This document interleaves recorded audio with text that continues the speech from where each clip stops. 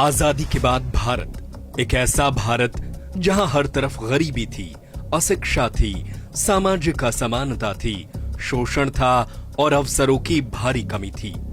देश विकास के रास्ते पर चलना तो चाहता था, लेकिन समाज का एक बड़ा वर्ग अभी भी अपने अधिकारों, सम्मान और पहचान के लिए संघर्ष कर रहा था। ऐसे ही दौर में बिहार की धरती से एक नौजवान उठ खड़ा हुआ।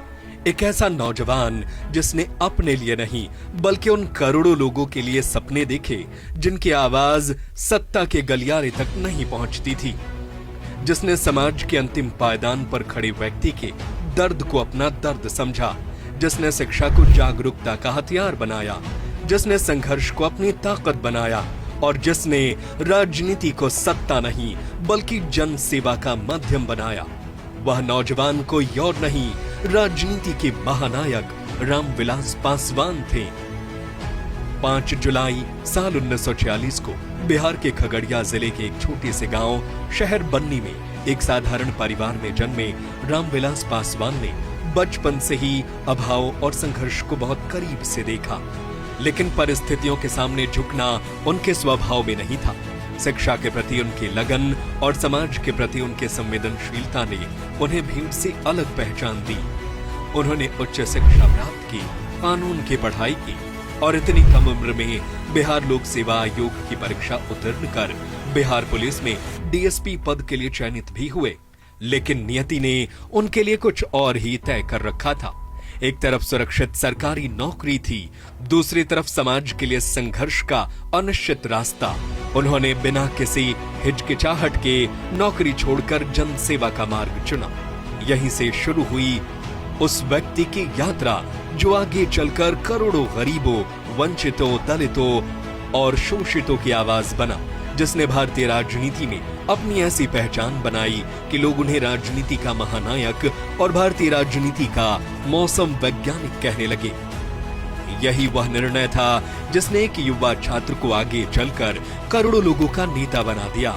छात्र राजनीति से शुरू हुआ उनका सफर जल्द ही जन आंदोलन और सामाजिक संघर्षों से जुड़ गया। भारतीय लोकतंत्र के सबसे कठिन दौर में से एक आपातकाल के समय रामविलास पासवान ने लोकतांत्रिक मूल्यों और जनता के अधिकारों के लिए संघर्ष किया।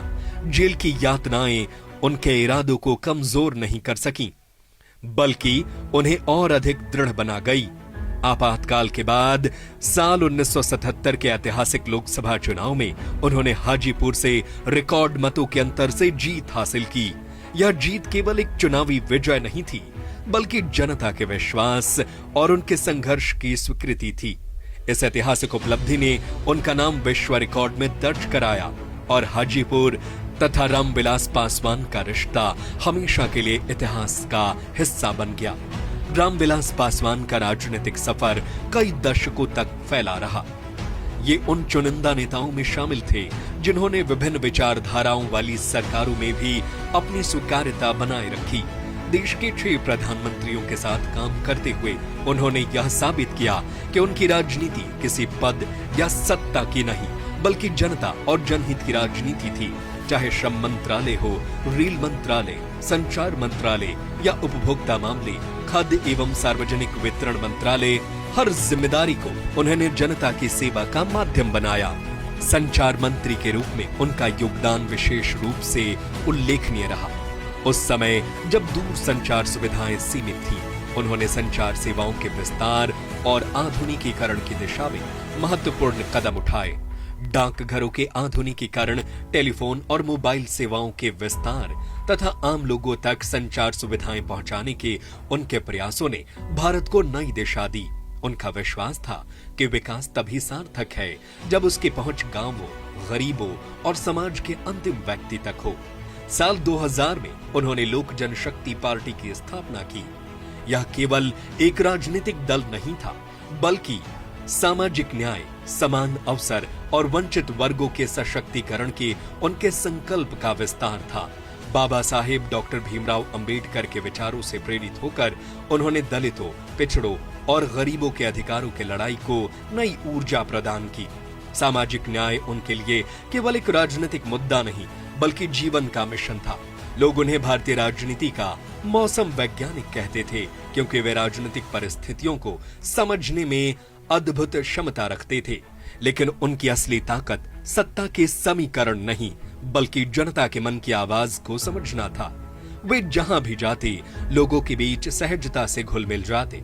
उनकी मुस्कान, उनका आत्मीय व्यवहार और हर वर्ग के लोगों से उनका सीधा संवाद उन्हें करोड़ों लोगों के दिलों के करीब ले जाता था। जनता का यही अटूट विश्वास उन्हें राजनीति का महानायक बनाता है।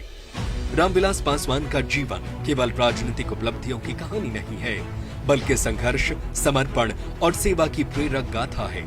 उन्होंने युवाओं को शिक्षा, आत्मविश्वास और कड़ी मेहनत के माध्यम से आगे बढ़ने का संदेश दिया।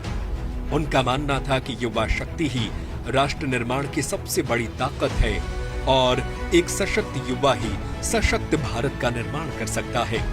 आज भी उनके विचार नई पीढ़ी को समाज और राष्ट्र के प्रति अपने दायित्व का एहसास कराते हैं। आज भले ही राजनीति के महानायक रामविलास पासवान हमारे बीच शारीरिक रूप से उपस्थित नहीं है, लेकिन उनके विचार, उनके आदर्श और उनकी जन सेवा की विरासत आज भी जीवित है। सामाजिक न्याय के लिए उनका संघर्ष, गरीबों के प्रति उनकी संवेदनशीलता और समाज के अंतिम व्यक्ति तक विकास पहुंचाने का उनका संकल्प करोड़ों लोगों को प्रेरित करता है। उनके इसे गौरवशाली विरासत को आगे बढ़ाने का प्रयास आज नई पीढ़ी कर रही है और उनके सपनों के भारत के निर्माण का संकल्प निरंतर आगे बढ़ रहा है। रामविलास पासवान केवल एक नाम नहीं है, वे एक विचार है, वे संघर्ष की शक्ति हैं, वे सामाजिक न्याय की आवाज है, वे जनसेवा का पर्याय है, वे उन करोड़ों लोगों की उम्मीद हैं जिन्होंने उनके भीतर अपना प्रतिनिधि देखा। उनकी जयंती पर हम राजनीति के इस महानायक को विनम्र श्रद्धांजलि अर्पित करते हैं और संकल्प लेते हैं कि सेवा, संघर्ष, समर्पण और सामाजिक न्याय के उनके आदर्शों को सदैव आगे बढ़ाते रहेंगे।